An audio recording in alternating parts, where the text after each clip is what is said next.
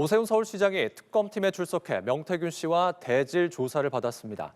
특검은 조사 내용을 검토해 기소 여부를 결정할 방침인데요. 관련 내용 서정빈 변호사와 짚어보겠습니다.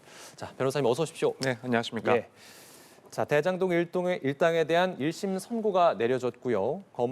검찰 수사 공판팀의 반대에도 검찰 수뇌부가 이 1심 선고에 대한 항소를 막은 것, 파장이 지금 커지고 있습니다. 자, 구형량 이상의 선고가 나왔기 때문에 항소를 자제한 것이다라는 평가도 있었긴 합니다만, 자, 대통령을 지키기 위한 꼬리 자르기다. 그리고 7,900억 원 가량의 이 세금을 환수할 기회가 사라졌다는 이야기가 또 있습니다. 또 관련해서 한동훈 전 대표도 강하게 비판을 했었는데요. 관련된 내용 어떻게 좀 평가하십니까?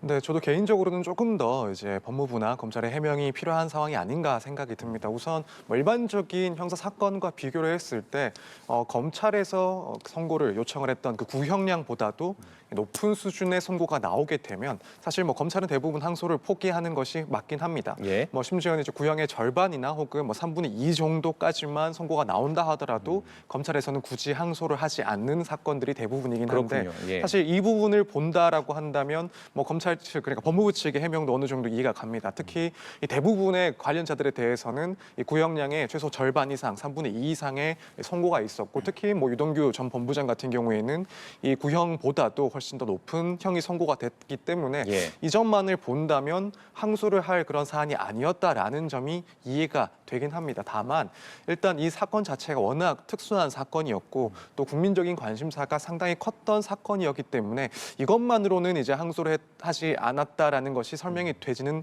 않는다, 조금 부족하다라고 생각이 됩니다. 특히 일단 법원에서 판결을 선고를 하면서도 이 특경법상 배임죄 혐의에 대해서는 특히 손해액 입증이 제대로 되지 않았기 때문에 일반적인 형사상 그런 업무상 배임으로 물어서 판단을 했습니다. 그러니까 이 부분은 검찰 입장에서도 법리적인 판단을 다시 한번 구해보겠다라는 이유로 항소를 할 만한 그런 그런 내용도 되지 않았나라고 생각이 들고 특히나 이제 말씀을 하셨던 이 7,900억 상당의 이익에 대해서 사실상 이 형사 재판에서는 이것을 확보할 수 있는 그런 기회를 놓치게 됐다라는 점에 있어서는 좀 비판이 가능하지 않나라고 생각이 듭니다.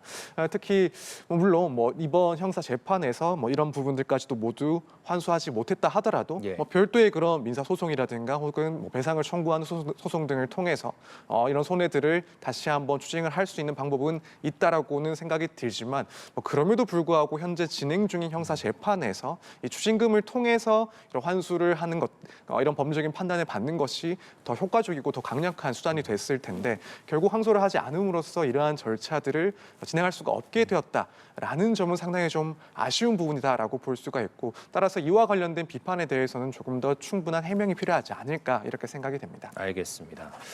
자, 오세훈 서울시장, 명태균 씨 대질 조사가 있었습니다. 오 시장은 혐의를 강하게 부인했다고 전해지고 명태균 씨는 이제 기자들과의 회견에서 이견이 있는 쟁점들은 정리가 잘 됐다 이렇게 얘기를 했거든요. 이게 대질 조사라는 것이 아무 때나 하는 게 아니고 필요하다고 판단했을 때 하는 거지 않습니까? 어떻게 대질 신문에 성과가 좀 있었다고 보십니까?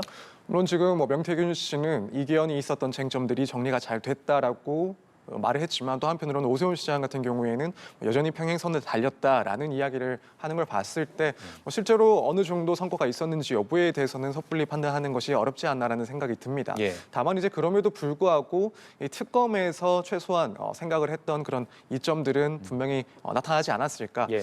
이제 이런 혐의 사실에 대해서 그것을 뚜렷하게 사실관계를 확인할 수 있을 정도의 그런 조사는 아니었을 것이다라고 예. 보고 있습니다. 아무래도 이 양측의 주장이 워낙 첨예하게 대립하고 있기 때문에 사실관계를 보다 구체하고 뚜렷하게 파악을 했다라고 보기에는 조금 어려웠을 거다라고 생각을 하는데 최소한 양측의 주장에 대해서 대질신문을 통해서 어느 쪽에 더 신뢰를 할 수가 있을지 혹은 이 서로의 그런 답변들이 오가는 상황에서 이 특검에서 판단을 추가적으로 해야 될 부분들이 무엇일지에 대해서는 조금 더 포착을 할 수 있는 그런 절차가 아니었을까라고 생각이 됩니다. 사실 수사를 이제 피의자 신문을 진행을 할 때 순차적으로 질문을 하고 답변을 따로따로 듣는 경우 역시도 구체적인 뭐 혐의점에 대해서 어느 정도 파악을 할 수는 있긴 합니다만 특히나 이렇게 양측의 입장이 서로 대립하고 있는 경우에는 이 대질 신문을 통해서 얻어낼 수 있는 것들이 분명히 더 많다라고 보여집니다.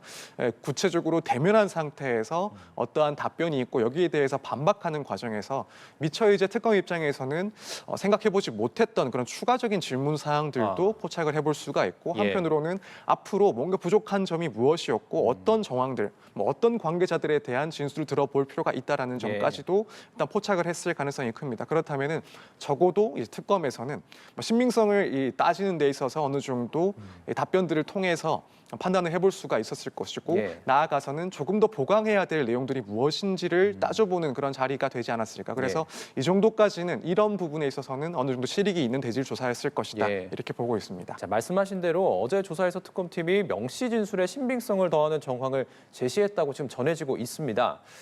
여론조사 비용을 이제 김한정 씨가 이제 대납했다는 이 의혹인데 오 시장과의 통화가 있었던 당일 김한정 씨의 행적에서 어떤 점이 좀 포착됐습니까? 지금 명태균 씨가 주장을 하기로는 이제 오세훈 시장과 당일 통화를 하면서 오세훈 시장이 이제 비용을 마련하기 위해서 비용을 받기 위해서 지금 이동을 하고 있었다라고 주장을 했다라는 겁니다. 그런 진술을 했다라는 건데 이제 지금 보도가 나오고 있는 내용에 의하면 지금 이런 명태균 씨의 주장을 어느 정도 뒷받침할 수 있는 그런 정황 이것들이 나왔다라는 겁니다. 특히 이제 김한정 씨의 당일 행적에 대해서 확인을 해보니 이 통화가 있었던 날 이 김한정 씨의 결제 내역을 보면 오세훈 시장의 자택 근처에서 음식값을 지불한 그 결제 내역이 보이고 그렇다면 이제 특검 입장에서는 의혹을 가질 수밖에 없는 것이 실제로 이제 명태균 씨의 주장처럼 당일 오세훈 시장이 이런 그 대납 비용을 받기 위해서 김한정 씨를 만나러 갔던 것 아닌가.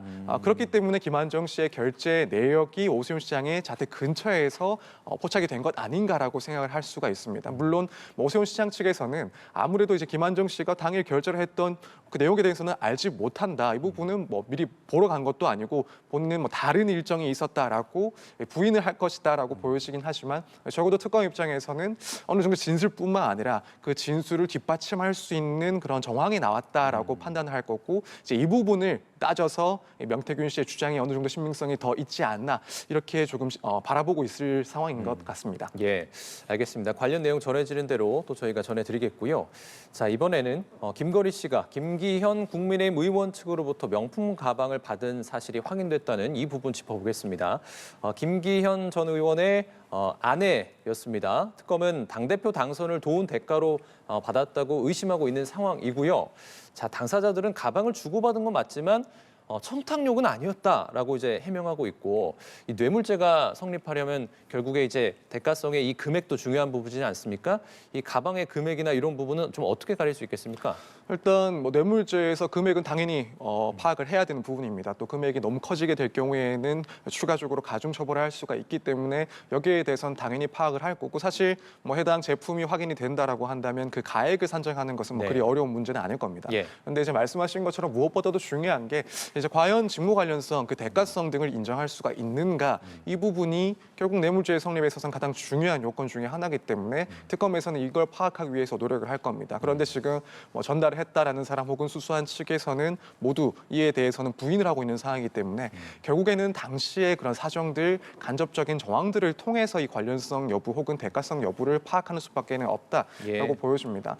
그렇기 때문에 일단 김건희 씨는 물론 비공무원이긴 하지만 결국 이제 윤 전 대통령의 직무 관련성이 있었는지 또 특히 윤 전 대통령의 지위나 혹은 입장과 비교를 했을 때 김기현 의원 입장에서는 이런 어떠한 청탁을 통해서 얻을 수 있는 그런 실질적인 이익이 있었는지 이제 이 부분을 살펴보게 될 겁니다. 물론 뭐 대통령의 직무가 사실은 이 당의 그런 업무와는 거리감이 있긴 하지만 뭐 그럼에도 불구하고 이 정치적인 영향력을 고려했을 때 이런 직무 관련성에 대해서는 상당히 좀 넓게 해석할 여지도 있지 않나라고 생각이 됩니다. 그리고 이제 이제 구체적으로는 이 가방이 전달된 과정이 어떠했는지, 예. 은밀하게 전달된 것인지, 아니면은 뭐 비교적 공개적인 상황에서 이 가방이 전달되었던 것인지, 이런 것들도 사실 따져볼 필요가 있을 것이고, 이 당시에 평소 신분 관계는 어땠는지, 그래서 이런 가방이나 기타 선물 등을 충분히 제공을 할 수 있을 정도의 이미 개인적인 친분 관계가 있었는지, 그렇지 않다라고 한다면 또다시 이제 직무 관련성 혹은 대가성을 따져볼 수가 있기 때문에 예. 이런 친소 관계 역시도 특검 측에서는 조금 따져보지 않을까. 그리고 이제 뭐 금액을 따져봤을 때도 이것이 뭐 일반적인 사회 상규를 충분히 벗어나는 그런 고액이다라고 한다면 그 점 역시도 뭐 대가성이라든가 혹은 직무와의 그런 관련성을 조금 추론해 볼 수 있는 점이기 때문에 예. 이런 간접적인 상황들, 정황들을 특검에서는 상당히 집중적으로 따져볼 것이다, 이렇게 보여집니다. 예, 대통령 관저 이전 공사 등 특혜 의혹 관련한 사건도 좀 짚어볼 건데요. 인테리어 업체 21g의 대표 부부도 김건희 씨에게 뭐 디올 등 명품을 좀 제공한 것으로 알려졌습니다. 말씀하신 것과 같은 맥락에서 김건희 씨는 이제 비공무원 신분이었기 때문에 직무 관련성이나 대가성을 입증하지 못한다면 법 적용에는 이게 한계가 있는 부분이지 않습니까? 네, 그렇습니다. 일단 지금 상황에서 적용을 해볼 수 있는 법은 크게 두 가지 정도입니다. 하나는 뭐 뇌물죄, 혹은 그렇지 않다면 특가법상 이제 알선수재죄, 이 두 가지 중에서 검토가 이루어져야 되는데, 일단은 뭐 공무원이 아닌 신분이다 보니까 이런 점들을 따지는 것이 상당히 쉬운 편은 아니라고 보여집니다. 예. 일단 뭐 공무원이 아니기 때문에 그 자체로 일단 뇌물죄의 주체는 일면 될 수는 없는 사항이고, 만약 이제 뇌물과 관련해서 책임을 지우려고 한다면 결국 이제 윤석열 전 대통령과의 공범 관계가 인정이 되어야 됩니다. 그래서 윤석열 전 대통령이 직접 이런 사실을 알고 뇌물을 직접 받은 것과 같이 평가를 할 수가 있어야 되고, 나아가서는 이제 직무 관련성, 그리고 이후에 어떠한 지시가 있었는지, 개입이 있었는지, 이런 부분들까지도 수사를 해야 되기 때문에 분명 이제 쉬운 그런 수사 과정은 아닐 것이다라고 보여집니다. 뭐 한편으로는 이제 공무원이 아니라 하더라도 공무원의 직무와 관련된 내용을 알선을 하면서 금품을 받았다라고 한다면 특가법상 알선수재죄가 성립될 수 있긴 한데, 결국에는 이걸 입증하기 위해서도 이제 김건희 씨의 남편이 윤 전 대통령의 그런 직무와 관련해서 뭐 부정한 청탁을 받았다든가 혹은 알선을 해줬다라는 것을 입증을 해야 되는데, 일단 그 부분 역시도 당사자들이 부인을 할 것이 뭐 뻔한 상황이기 때문에 그렇습니다. 입증하는 것이 상당히 예. 어렵지 않을까. 그래서 결국 김건희 씨가 뭐 영부인이긴 했지만은 공무원이 아니었다라는 점이 사실 수사에 있어서는 상당히 조금 어려운 점이다라고 볼 수 있을 것 같습니다. 알겠습니다. 자, 김건희 씨의 석방 여부를 심리할 보석 신문기일 오는 12일에 열립니다. 8차 공판기일과 함께 진행이 되는데요. 건강 악화를 호소하면서 보석을 청구했습니다. 앞서 윤 전 대통령에 대해서는 보석 기일이 열렸고 이에 불허하는 결정이 좀 났었는데, 김건희 특검팀에서 김건희 씨에 대해서도 보석을 허가하면 안 된다라는 의견서도 제출한 상황이고요. 그런데 이제 기존의 혐의들이 있지만 최근에 21g과 관련한 이 추가적인 혐의도 포착이 됐는데, 이것도 재판부에서 다 함께 고려하는 뭐 그런 부분이 될까요? 사실 엄밀하게 말하면 이 21g과 관련된 의혹은 현재 진행 중인 그런 재판 사건이 아니기 때문에 지금 이 재판부에서 보석 여부를 결정하는 데 있어서 판단 대상은 되지 않는 것이 원칙이긴 제외돼서. 합니다. 네, 그렇습니다. 그렇지만 실질적으로 사실상으로는 어쨌든 법원에서의 이런 판단에 영향을 줄 수밖에 없다. 당연히 그렇기 때문에 특검에서도 현재 수사 중인 21g과 관련된 의혹에 대해서 의견서를 냈다라고 보여집니다. 예. 지금 결국 이 보석 심리에서 물론 가장 중요한 것 중에 하나가 이제 김건희 씨의 실제 건강 상태도 중요하긴 하겠지만 증거인멸의 우려가 남아 있는지 그렇지 않은지, 이 부분이 이제 가장 중요한 사항인데, 뭐 예상을 해보자면 김건희 씨 측에서의 그런 주장은 아무래도 뭐 수사 단계에서 이미 필요한 증거들은 다 수집이 되었다. 그리고 뭐 앞으로 증거를 인멸할 그런 대상조차 남아있지 않다라는 주장을 할 겁니다. 또 최근에는 이 통일교 측으로부터 이 가방을 받았다라는 사실관계는 인정을 했기 때문에 뭐 앞으로 증거인멸에 그런 걱정이 없다라는 주장을 할 것으로 보입니다.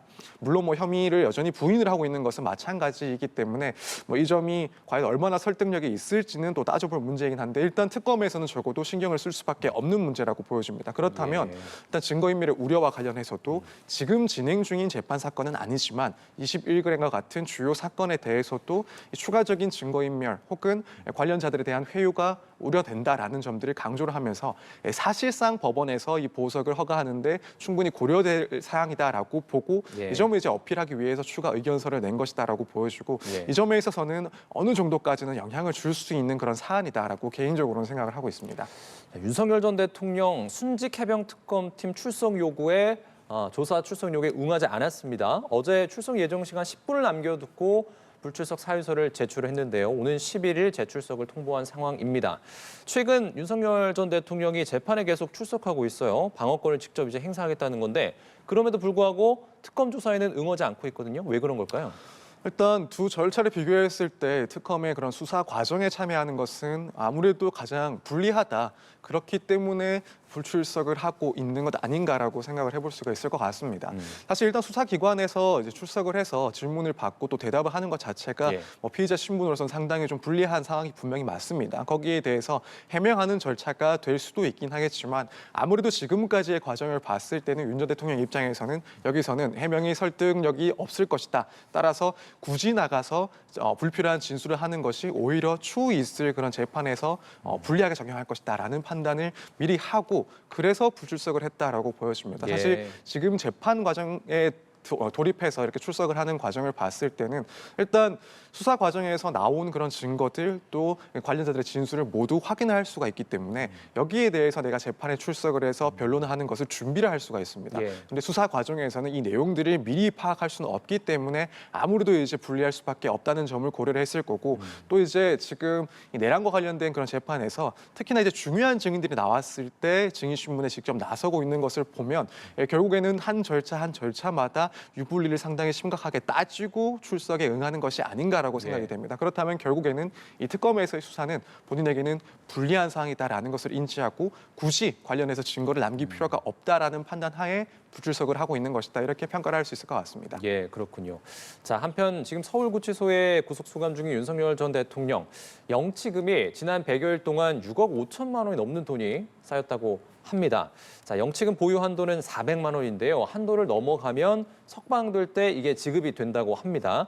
사실상 이제 개인 기부금 모금 통로로 쓰이고 있다고 보는데 법적 제약은 상대적으로 적은 겁니까? 네, 그렇습니다. 사실 워낙 좀 특수한 그런 사안이다 보니까 영치금과 관련된 그런 제약이 좀 부족하다라는 이야기가 나오고 있긴 합니다. 지금 이런 문제가 지적될 수밖에 없는 게 윤 전 대통령과 같은 이런 정치인들이 수감이 될 경우에는 말씀하신 것처럼 영치금의 사용 한도는 400만 원이긴 하지만 그 이상의 금액들은 결국에는 이제 개인 계좌로 관리가 되는 것이고 추후에 석방이 됐을 때 그 돈을 수령을 하게 되는 것입니다. 그런데 이런 정치인들에 대해서는 사실 각종 기부금 혹은 후원금 등이 정치자금법에 따라서 엄격하게 관리가 되어야 되는데 이런 영치금 제도를 활용하게 되면은 이런 규제들을 피해갈 수 있는 그런 우회로가 될 수 있다라는 지적이 지금 나오고 있는 상황이거든요. 그래서 이제 워낙 소수의 그런 사안들 특수한 사례이기 때문에 뭐 전반적인 영치금 제도를 모두 뜯어고칠 필요까지는 없다라고 보이긴 합니다만 적어도 이제 정치자금법과 관련해서는 우회로가 될 수도 있으니 이와 관련된 최소한의 규제 혹은 시스템은 조금 마련될 필요가 있지 않나 이런 지적이 충분히 타당하다라고 보여지는 그런 내용입니다. 예, 알겠습니다. 자, 오세훈 서울시장과 명태균 씨의 대리조사 그리고 3특검 수사 상황 짚어봤습니다. 서정빈 변호사였습니다. 고맙습니다. 감사합니다.